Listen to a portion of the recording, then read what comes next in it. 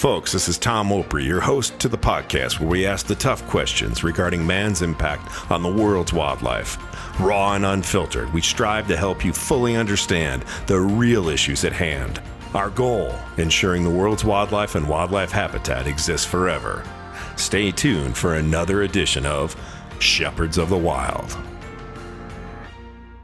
Hey folks, this is Tom Opre from the Shepherds of the Wild podcast. Today we have an extremely distinguished guest. I've got a good friend, someone I've known for a handful of years, and have really gotten to understand a lot about what he's been able to do for wildlife conservation here in Montana, where I'm living these days, and also just a legacy of just an unbelievable legacy for hunters and hunting ethics. Today we've just really happy to have Jim Posewitz with us. Jim is just an incredible author. He's written 5 books around. First one being Fair Chase or Beyond Fair Chase, just the book that sets the bar for ethics in hunting in North America and for the world, for that matter. And Jim and I have had a chance to spend some time together. I think I've done moderated a couple of seminars where Jim has been a speaker, and it's a real pleasure to have you here today. Jim, let's get right into it. And the greatest threat to wildlife, and I've said this for the last several years, is not obviously well-regulated, scientifically based hunting of a renewable resource, but it's strictly, it's this massive human population where really nobody. I was telling you earlier, I heard of a survey that was done a couple months ago with some high schoolers in a major metropolitan area, and 47% of the kids said that they didn't realize when they ate their cheeseburger that an animal died. Mm-hmm. That's scary, Jim. Well, sure it is, and by the same token, when you eat a muffin, somebody plowed up the prairie and put in the wheat, and we're not going to starve ourselves to death, and I don't think anyone should advocate that. But the point is, we have to recognize, there are limits to everything. And we have started to exceed our limits as far as what nature can tolerate, or what the planet can tolerate. And it's starting to speak back, and of course, that's pretty dramatic. And so the best thing you do when you have a dramatic lesson is go into denial. And I think the way to keep the public committed to a conservation agenda and to get introduced to a conservation agenda is teach the power and beauty of the restoration, what we actually did and who the guys were and the women were that turned this thing around and took a continent that was a boneyard and restored it to a pretty good abundance, and with more to come. We have groups out there that, and well, I'll say we have the animal welfare, animal rights groups. We have now politicians that are embracing some of these anti-hunter groups' efforts. And because hunting and so many people are now disconnected from that Mother Nature and knowing where their food comes from, killing an animal is a very emotional thing. Yeah. For a hunter. Yes. For any human being. It should be. Yes.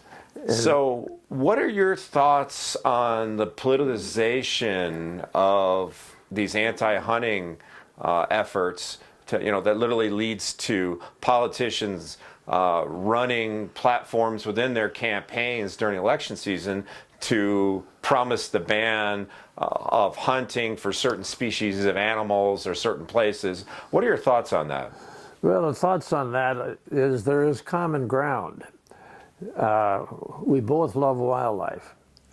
Whether you love it just because of the life of the individual animal, or if you love it because you have this hunter relationship that does involve killing at some point, But the main point is that you care about wildlife. In fact, when we were running with Orion the Hunters Institute here, we had a hunter in Colorado named John Windsor.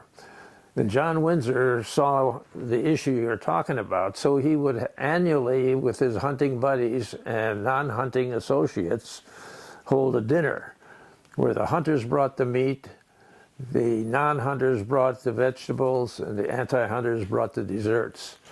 And they would dine together, and then they would talk together. And I think that kind of thing is what needs to be done. And the more people within a democracy that express their values for wildlife, not by turning on one another, interest groups, but by turning on to the environment and what it takes to produce wildlife for everybody. The hunters what they have done is they have demonstrated we can do it. We can make and we're willing to do it. That bill, that Pittman-Robertson Act in 1937 went through Congress in 90 days from introduction to the president's signature.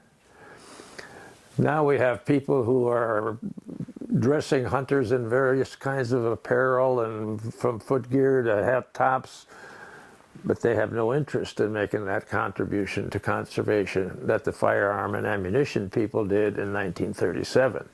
Granted, it was essential then. We were at the bottom of the pit, but they did it.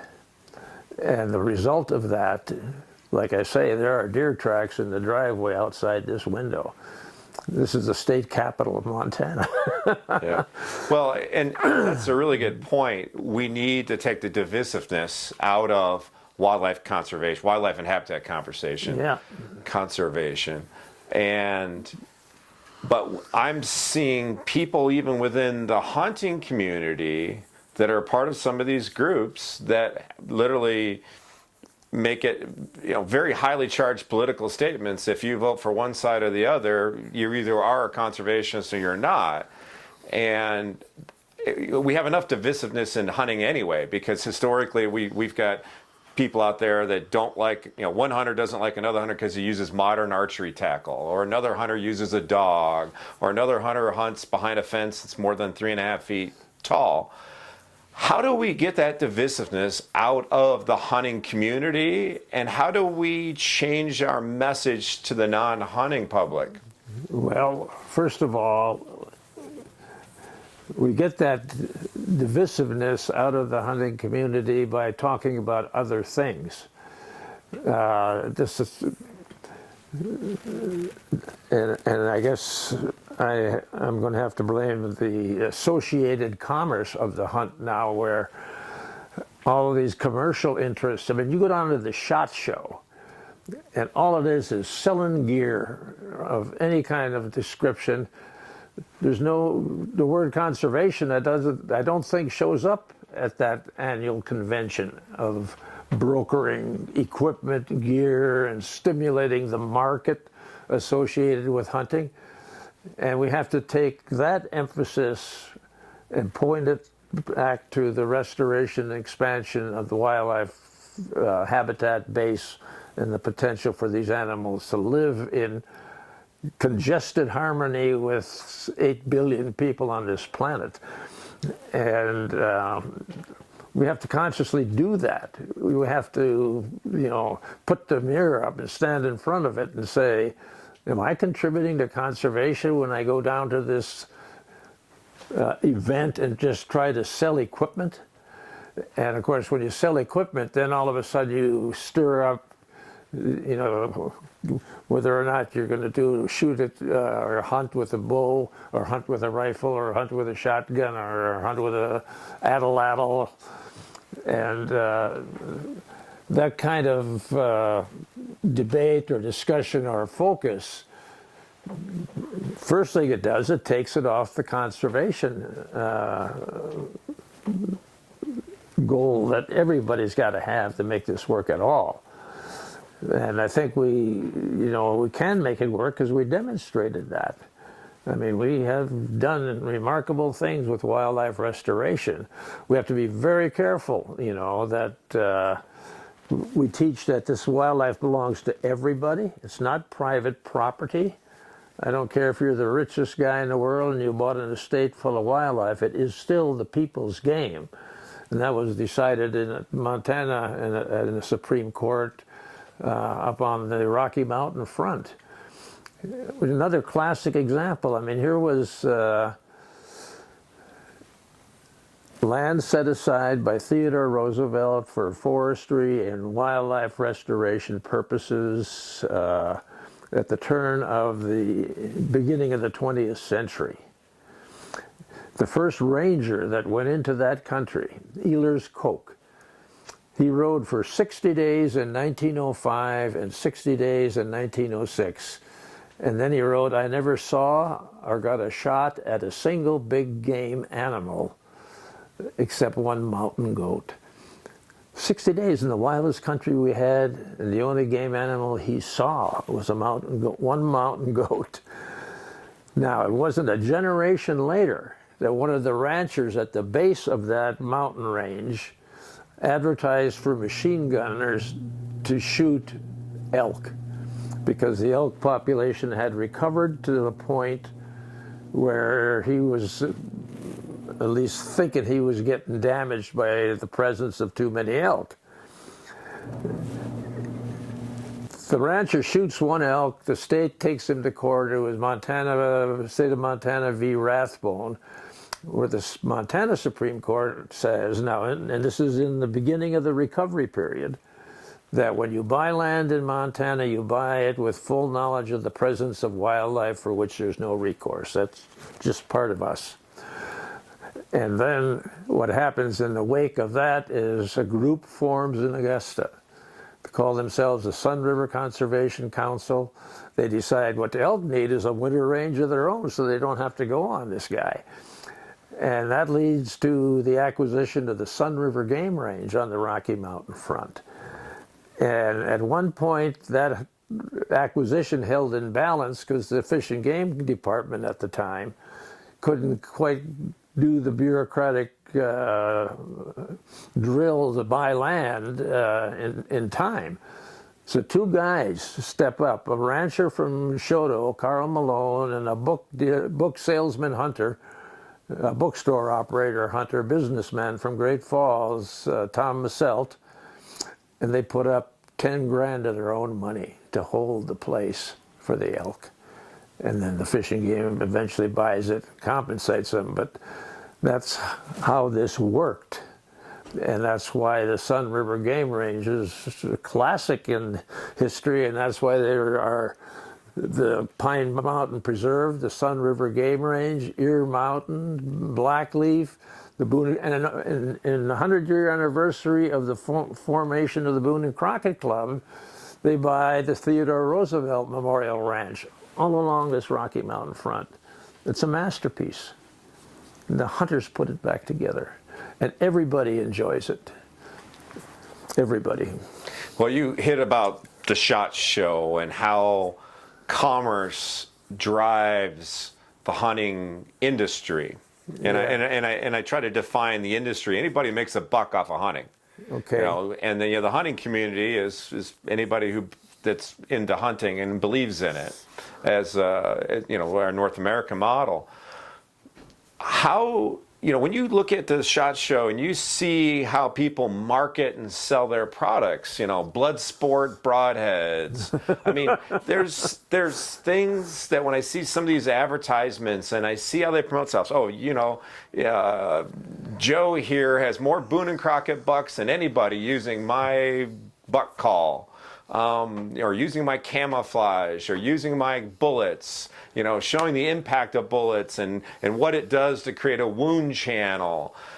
But there seems to be, especially over the last 40 years, me growing up with an outdoor writer for a father and watching this and not really being involved in the hunting industry until the last 10 years, I've watched this almost egocentric approach to hunting versus why I grew up hunting. It was very biocentric. It was about putting food on the table because my dad was a writer and he didn't make any money.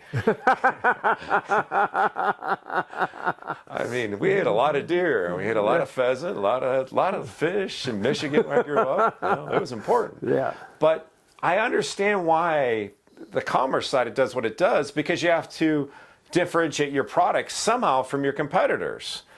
But what does the hunting industry need to do when, you know, let's face it, elections have consequences. And this point in age, you know, about 5 or 6% of the human population in the United States hunts.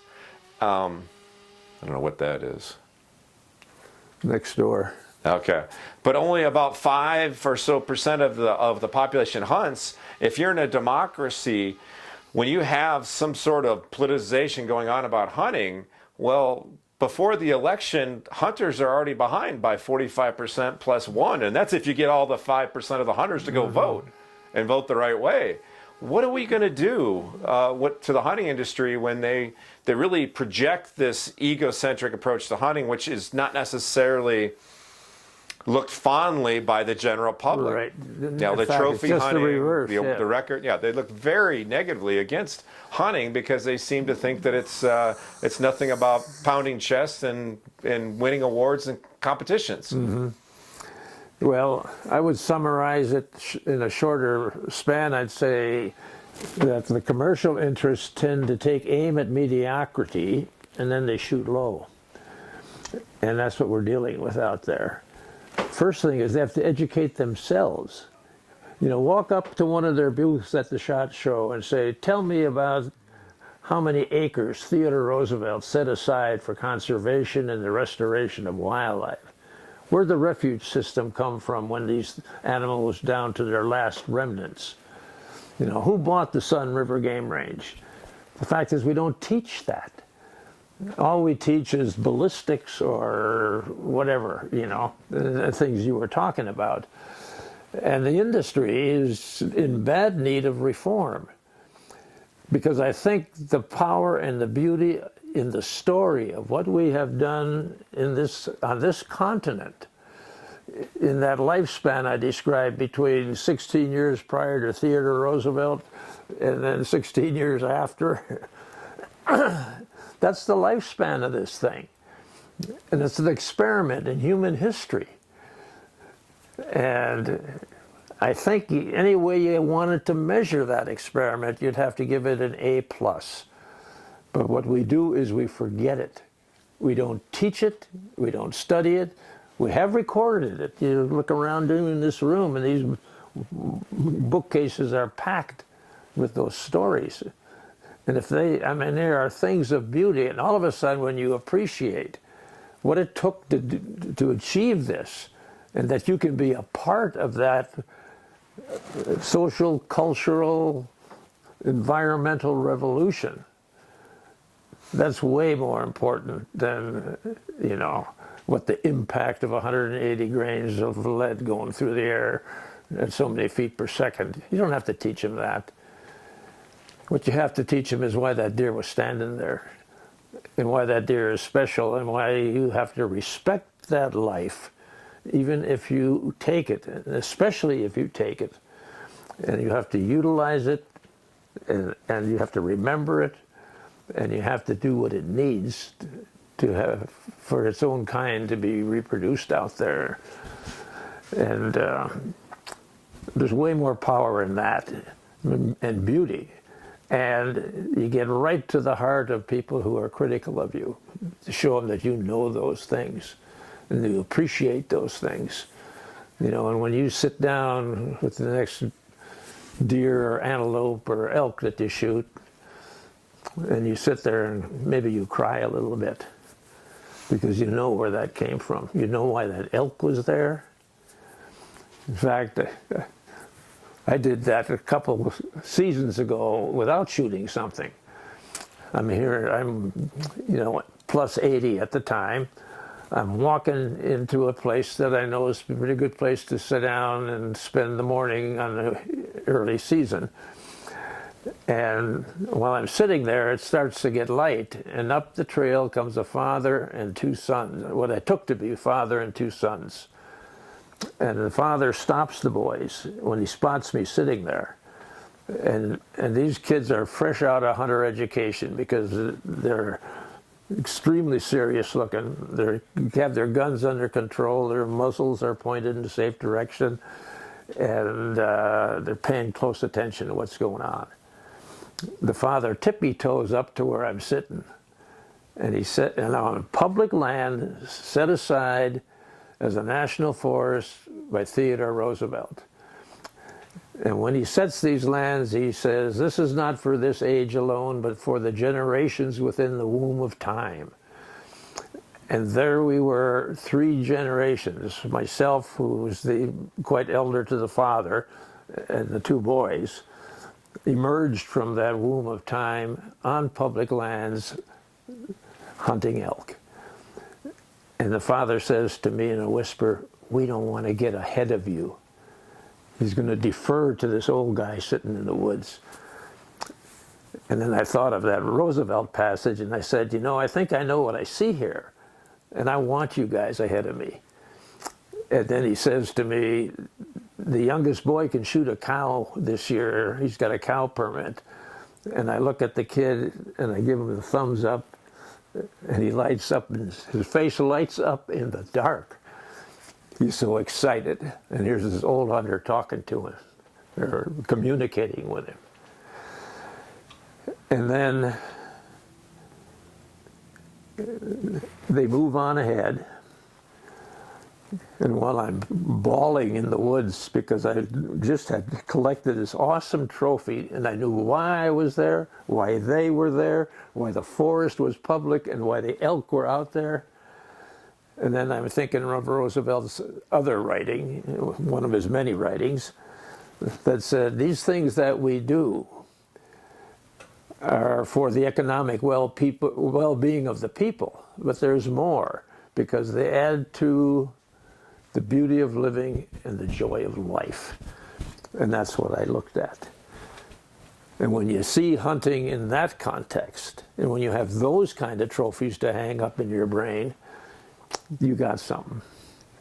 And to think whether or not a buck scores so many other, points of inches of antler, irrelevant. It's just what brought you back to the woods, and you're having an experience that few people on the planet Earth will ever get to enjoy. You talk about, a reset or some sort of change in the hunting industry and the hunting community, because we have not only the commerce side and people trying to promote and sell their products, but we have outdoor television, which I'm sure you've seen some of outdoor television, and now we have things on Facebook and social media, YouTube. You do a Google search or go to YouTube and do a search for animal kill shots in a little search box, and what you see is it wrenches your heart, because these animals are careening off of cliff faces and stuff, and it's this. It's just the wrong message. How in the world can the hunting community work together to change that message? Well, I think you take the first step. I know, well, that's the wrong way to start a sentence. I suspect if we can show them something better. I can't believe that anybody who gets exposed to the beauty of the thing that happened here in North America. Granted, it's littered with warts. I mean, the human species comes in all sizes and dimensions. And I don't think you can go to,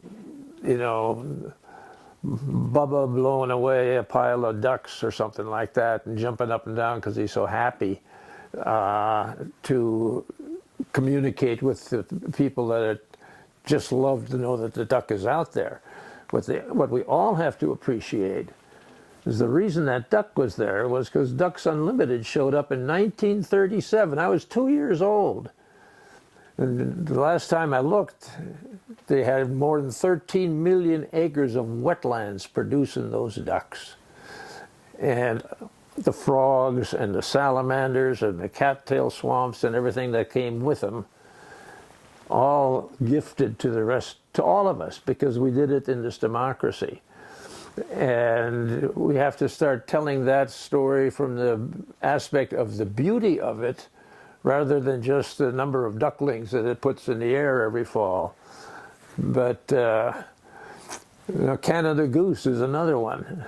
When I was a kid growing up in the Midwest, if I'd have found a goose turd out there on the riverbank somewhere, I'd have taken it out and put it on the plat, put it in my bedroom, because there would be such evidence that such a thing existed, that there was a goose there once. And now, I remember one day I walked out, I think I was in Indiana or somewhere, I don't even know where, but I walked out of the hotel in the morning and here comes a flock of honkers over the downtown major city in the United States of America. You know, and when the golf community complains about golf poop on their golf shoes, I cheer. Because there was a goose there, you know. And the Ducks Unlimited analogy is a great one. I was very active in my actually started the chapter when I was in my 20s and raised a lot of money for the ducks. And one of the greatest things that our wildlife NGOs do is raise money for on the ground, boots on the ground, real conservation. And Ducks Unlimited for decades has always raised, probably put 90% of every dollar raised towards ducks. Exceptional record. Exceptional records. But now we've got to a point where when I sit down with my friends at Ducks Unlimited, the people that run the shop, I'm like, guys, instead of putting 90 cents on the ducks, maybe, because we have historic populations now, we have great habitat, we've changed farming practices, and we've got incredible numbers of waterfowl in North America. International treaties. Yep. Maybe we need to start now taking 60 cents towards the ducks and 30 cents maybe to educating the broader public, because not only do your ducks benefit from your local hunter banquets and the support they get at the grassroots level, but when we take that habitat and keep it from being drained or tilled, it also affects everything within that ecosystem. But one of the problems I've seen is that our wildlife NGOs don't really talk about the big picture. They talk about with laser precision that target species, whether it be ducks or sheep or elk or turkeys. And when it comes to ducks, and you look at that marsh and you keep it so that it's viable, healthy habitat, it affects everything in that ecosystem, but also that's where we recharge the groundwater that you and I, human beings, drink every day. That's a scientific fact. If we did a better job of promoting that, Ducks Unlimited in this case, well, I would think with the 320 or 30 million people in the United States, another, 30, 40 million in Canada, so in North America, Ducks Unlimited has, I think, 900,000 members in North America today. Well, out of 300 and some million, if we promoted the fact that Ducks Unlimited cleans your water, you might find more than a 800,000 or 900,000 might want to send a $25 check. So we have to think in these really large ecosystems and say, hey guys, we're not just affecting, because one of the things I've seen in my research, Jim, is that our hunting organizations, our wildlife NGOs that are supported by hunters, honestly look like a bunch of Elmer Fuds raising more rascally rabbits to go shoot and kill. And that's the perception that the non-hunting public gets, because we constantly promote, we're doing hunts, we're doing hunting. Ducks Unlimited has nothing but hunting shows. So I think we have to all, work together and change that perception, because there are so many people disconnected with Mother Nature today. Okay. I have absolutely no disagreement with that. The thing about something that's a work in progress in a democracy, you change generations. And if your new incoming generation doesn't get the education about why it is that they are there, then the only thing they can think about is how I can add to the coffer and maybe keep doing these things. The power and the strength in the story is what's already been done. And my personal experience, again, I went through 2 degrees in fish and wildlife management at Montana State College then, but never 1 credit hour in history, not 1 credit hour in philosophy, not 1 credit hour in ethics. I was taught biology and nothing but biology, and I was told to be an objective scientist, you've got to remove your emotions and you pass your interpreted data up to a decision maker. Well, that wasn't good enough for me. I abandoned that model before I knew I had abandoned it, but because I cared about what I was doing. And if I had been taught where the wildlife conservation movement came from, I mean, I never knew these stories I've been telling today till after I was out of the agency, trying to understand why it was I couldn't conform to that model. And I think the NGOs become the same kind of entity. They forget the previous generation had done, and the one before that now. And they're taught, you know, get out there and raise money and do good things for wetlands. Well, you bet, and they'd have. But I think the full beauty of the thing comes when you understand who those guys were that sat down at the coffee table and said, why don't we form a nonprofit to save the wetlands? Just like who was with Bob Munson when he sat down in Troy, Montana, and created the Rocky Mountain Elk Foundation. And in today's paper, I see him embroiled in trying to get an elk habitat on a sheep creek and still plugging away. And I know what they did north of Yellowstone National Park in the late 1980s when 6,000 elk starved to death on the northern border of Yellowstone National Park. This is 1980s, not 1880s. And to the rescue came some government agencies, but leading the charge was the Rocky Mountain Elk Foundation. And they wound up acquiring significant tracts of the Church Universal triumphant land that would have turned Gardner into Jackson Hole North. And so teaching, I think, the contemporary people and the incoming. I mean, to this day, they don't teach incoming people in the department that I spent a career in the history of the agency. What those guys do? You know, why's that elk out there that we just hired you to manage? Why is it there at all? Why wasn't it part of the boneyard, never recovered? And even at the university level, and I think probably there are some places that are starting to make this transition into making the history and philosophy of the profession you choose a part of what you're educated as when you enter it. And teaching these scientists that it's okay to care. Great point. That's an excellent point. We have a whole generation of hunters that are passing on. This is the baby boom generation. So these guys are getting up in their years. They're in their 70s, 60s, 70s, and they're starting. And those are, based on U.S. Fish and Wildlife Service, those are the bulk of our hunters in North America, and most of them of European descent. So we're talking white Caucasian, European, ancestry. Mm-hmm. And we still have a good population of people that come from that background, but their kids don't seem to be taking up hunting like they did coming out of World War, growing up after World War II.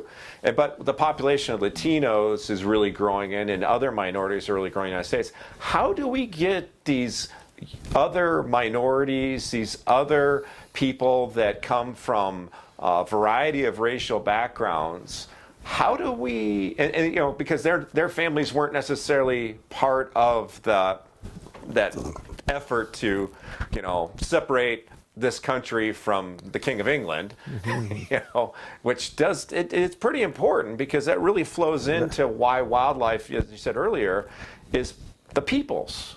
It's not owned by an aristocrats or landowners, right, or monarchy or the government. It's owned by us. How do we get these people, and now our millennials, how do we get them interested in wildlife conservation and sustainable utilization? Well, first of all, I think the power we have is the power of what has been done. The sheer beauty of the fact that here in a democracy, at the very grassroots level, the people came with a conservation ethic in them, and somehow that emerged in a democracy, and in other forms of government, it didn't.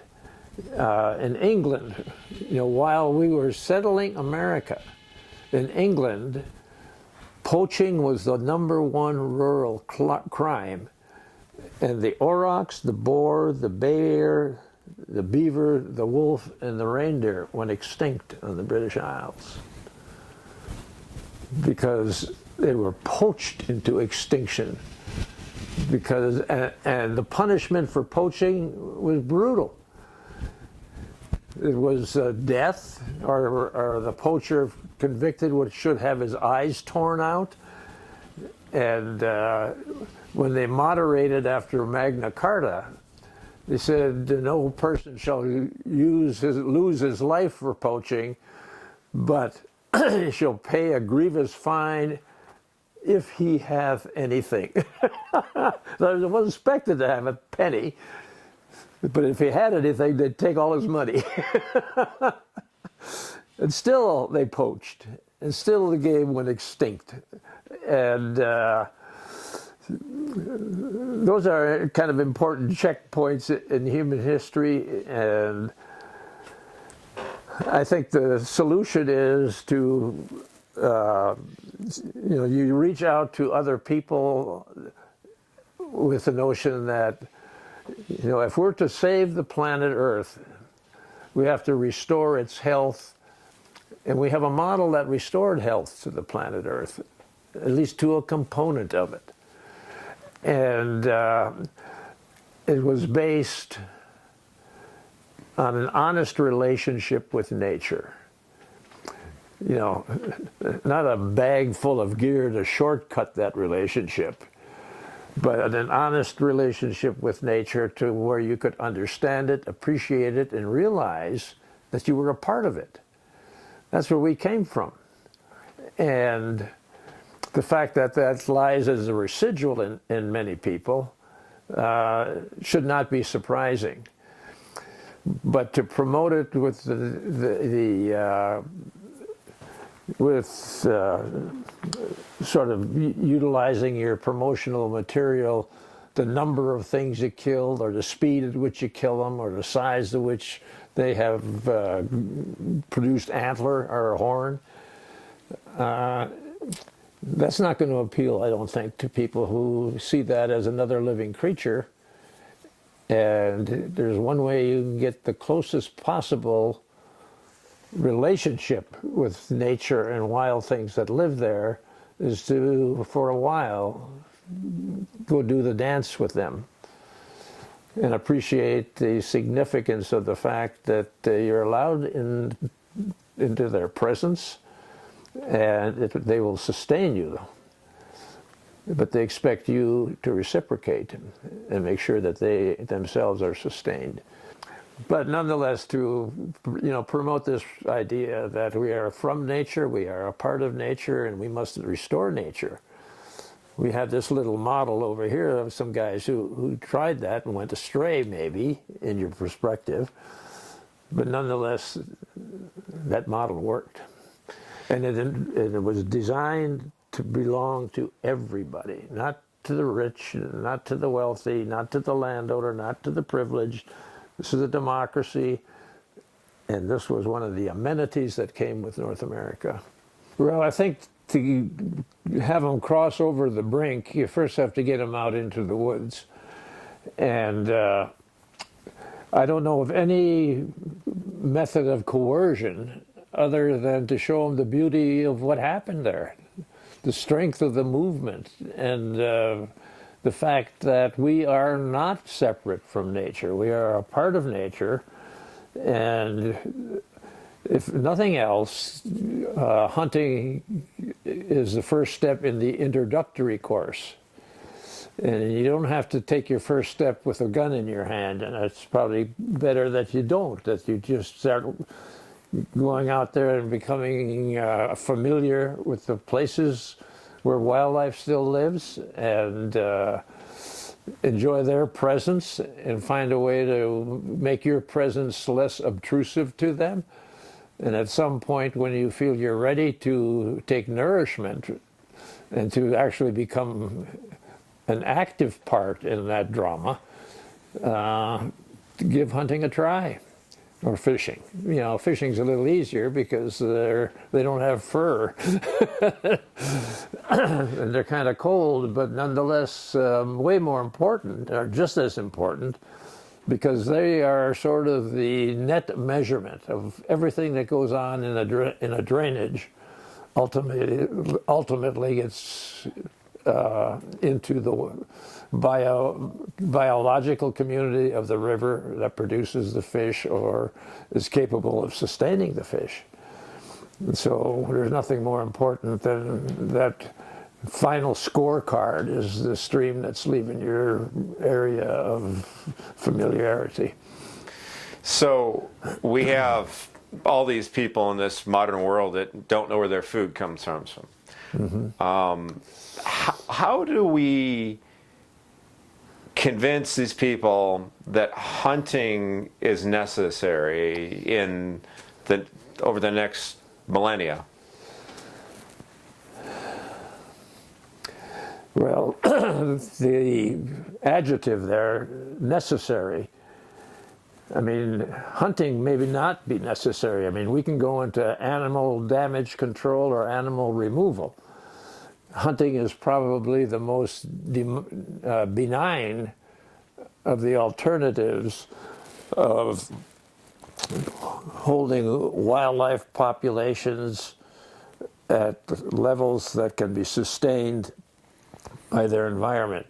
They're all programmed to multiply beyond the carrying capacity of the place they live. And in the natural chain of events, that's why predation and things help sustain the balance between the animals and the vegetative community. That is sort of the consummate conservation achievement that hunters are struggling with now, is the animals we share that position with, vis-a-vis the restoration of wolves and the expansion of the grizzly bear populations. So now we're not the only, top member of the food chain. We're sort of part of the 3 or 4 or multiple party presence there that includes wolves, lions, mountain lions, African lions, across on a planetary basis. But locally, we're pretty close to having put them all back and expanding to a degree the top predators in the food chain, while we maybe fade as the human hunter in that equation. And I suppose an argument can be made, well, okay, let's just let them have it. But there are collateral issues that as a practical matter, need to be managed, dealt with. And I think the approach to people who are interested in wildlife is say, okay, that's wonderful. Why don't you come and participate? Let us go for a walk in the woods, or do what John Windsor did. Let us sit down and have this evening together to start with, and then maybe go for a walk in the woods together, and then see how you feel about it.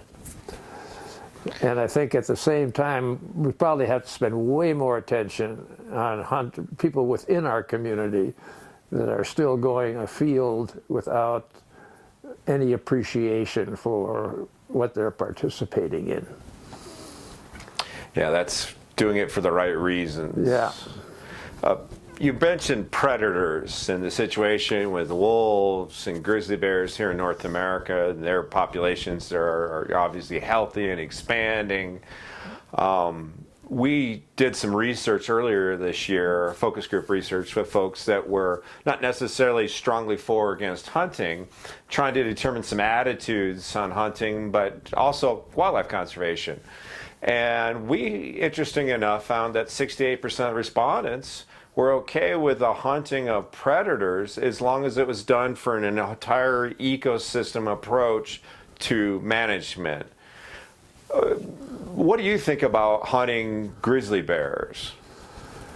Well, first of all, I think the focus needs to change a bit, and Montana does not have a grizzly bear season yet. Everybody around us with grizzly bears seems to be trying to get that done. They're litigating it now. I would like to see more emphasis placed. I mean, I would like to see a nonprofit, for example, and I think there's some candidates here, but I wouldn't want to mention them without talking to them, to talk about capturing their experiences as wild country hunters with grizzly bears or other major predators, and to value that to the extent that you try to collect that from the hunting community. Tell me your experience non-lethal.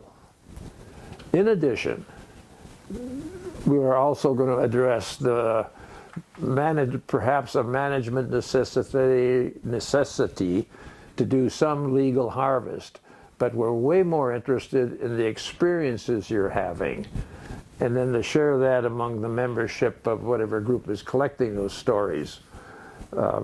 Guys who have, observed them at a safe distance, or hunters who have maybe flushed them out of a berry patch and both walked away unharmed. And the fact that we're starting to realize and appreciate that our position on the top of this wildlife restoration pyramid is going to be shared. And it's going to be shared with the critters that Mother Nature put there. And we can do that with or without shooting them. And we're just as interested in your non-lethal experience as we are with the size of the paw or the length of the fang.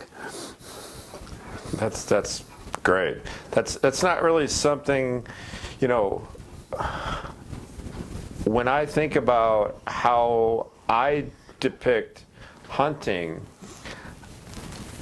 I don't always bring in, part of my cinematography is this, we see things that the vast majority of humanity is never going to see. Whether you're in the Bob Marshall and you've taken a 20, 30 mile horseback hike to get in, or you're up in the Mission Mountains and it's 10 miles back up and you've done 4,000 feet of vertical to get into it with everything on your back. Or be out in the plains or a prairie situation where you're in this is drainage and you've got ducks flying in or an antelope coming around. As a filmmaker, I look to showcase the beauty of Mother Nature. Right. One of the problems I've had with nature cinematography, like the BBC Natural History Unit or National Geographic or Discovery Channel's efforts with some of their new productions, is a lot of times they don't really showcase what really is Mother Nature. They forget about the brutality. They forget about what really, and the thing is, I mean, Discovery's figured out with Shark Week, you know, it's all feed sharks. That's, you know, chomping down blood and guts. But unfortunately, I think our whole society, you know, we have to do a better job of showing the true cycle of life. And because of we've done, you know, I guess the word is the use of anthropomorphism of wildlife, you know, giving them human traits and human names. And Hollywood has these animals dancing around, you know, singing Gone to the Wind, you know, or the latest, you know, hip hop song. But that's not real. And it perpetuates this ongoing separation from that natural world by humans. Yeah. What can we do as a species to be better stewards of the land? You know, it's in getting that whole group of people to be more aware, more perceptive of what the reality is outside of our, you know, glass and steel and concrete jungles. Well, there you hit it on the head. We've stuffed ourselves into these megapolises, and we've become so incredibly abundant that they're everywhere. And how do you find something close to home? I mean, I lived in a middle-sized Midwest community till I was 18 years old, but I could walk to the woods, and that's what I did. And I could walk to the river, and that's where I went. And I could walk to the lake shore and all those things. And of course, you can't do that for most of the people you're talking about. And how you create pockets of open space and semi-wild little places where you can have at least a small experience that leads you on the trail to getting more complicated and maybe perhaps more profound experiences in time. That's quite a challenge. And I wish, you know, I have never lived that way. When I was 18, I moved to Montana, and bingo, I'm not moving back. I do go back and take a peek every once in a while and recognize nothing. Yeah, now that's the same thing for me growing up in Michigan. Yeah. You know, when I first came out, my dad being an outdoor writer, we came out west pretty regularly. My dad was, well, I'll keep walking while the jackhammer's going. But my father, being an outdoor writer, he was also the president of OWAA, which I'm sure you ever, Outdoor Writers Association, back in 1980s. So all through the 70s as a young kid, you know, I was going to conventions every June, and I was an OWAA brat. So you know, but we went all over, you know, the United States for these conventions, and so we spent a lot of time out here. So ever since I was knee-high to somebody's britches, I wanted to have a place in Montana. And it took me till I was in my late 20s to figure it out, but I've been here ever since. So, but it's... I never left Wisconsin other than to go to Chicago White Sox baseball game in Chicago. Until I came to Montana. Well, and I went to Upper Michigan. My father ran a gas station, and he sold Christmas trees. And on one of our Christmas tree buying trips into northern Wisconsin, one of his buddies bought a deer from a Native American. And I got a foot from that deer. And I became a Boy Scout camp counselor, and I would mark the woods where the Boy Scout summer camp was with the deer foot, because there were no deer in that county in Wisconsin. You know, all my nephews that lived there, grew up there, they all got deer and never left, had to leave the county. But nonetheless, at that time, this is 1940, late 40s and early 50s, And one night a week, one of the counselors would take a ratty old deer head that was mounted in the scout mess hall, sit in the swamp with that deer head, and we'd have a night hike, and we'd follow a trail that I'd laid out with that deer foot, and then shine that deer head with this flashlight, and all the kids would go home claiming they'd seen their first deer.